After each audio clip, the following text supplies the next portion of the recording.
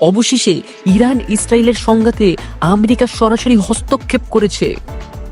প্রাক্তন মার্কিন president Donald Trump নিজেই এই ঘোষণা দিয়ে জানিয়েছেন যে মার্কিন সামরিক বাহিনী ইরানের 3টি গুরুত্বপূর্ণ পরমাণু কেন্দ্র সফলভাবে হামলা চালিয়েছে। কেন্দ্রগুলো হলো ফার্দো, নাতাং এবং ইস্পাহান। ট্রাম্প তার সামাজিক মাধ্যমে ট্রুথ সোশ্যালে এবং পরে জাতির উদ্দেশ্যে দেওয়া এক ভাষণে এই অভিযানকে একটি অসাধারণ সামরিক সাফল্য এবং মার্কিন যুক্তরাষ্ট্র, ইসরায়েল ও সমগ্র বিশ্বের জন্য একটি ঐতিহাসিক মুহূর্ত বলে অভিহিত করেন। তার দাবি অনুযায়ী এই হামলায় অত্যাধুনিক B-2 বোম্বার বিমান ব্যবহার করা হয়েছে, যা থেকে শক্তিশালী বাংকার বাস্টার বোমা নিক্ষেপ করা হয়। বিশেষ করে ইরানের সবচেয়ে সুরক্ষিত এবং মাটির প্রায় 262 ফুট গভীরে অবস্থিত ফার্দো পরমাণু কেন্দ্রটি পুরোপুরি ধ্বংস করে দেওয়া হয়েছে বলে তিনি দাবি করেন। হামলার পর সমস্ত মার্কিন বিমান নিরাপদে ইরানের আকাশসীমা ত্যাগ করেছে বলে জানানো হয়। অন্যদিকে ইরান এই মার্কিন হামলার কথা অস্বীকার করলেও এর কার্যকারিতা নিয়ে প্রশ্ন তুলেছেন।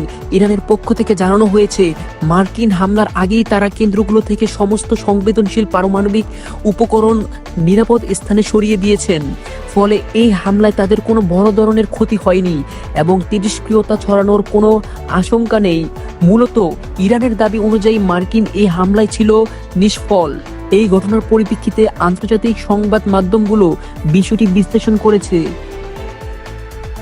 কাতার ভিত্তিক সংবাদ মাধ্যমগুলো আল জাজিরা জানিয়েছেন, ট্রাম্প ফারেদা কেন্দ্র ধ্বংসের যে দাবি করেছেন তার উৎস কোনো সরকারি বা সামরিক সূত্র নয়, যার তথ্য বিশ্বাসযোগ্যতা নিয়ে প্রশ্ন তোলে।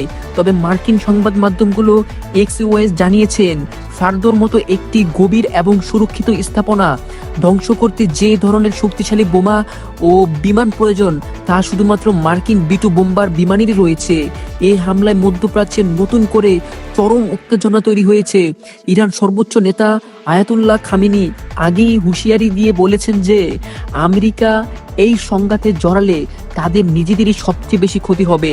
এদিকে ইয়েমেন এই হামলাকে যুদ্ধের শুরু বলে ঘোষণা দিয়েছে, যা এই অঞ্চলে একটি বড় ধরনের সংঘাতের আশঙ্কা আরও বাড়িয়েছে।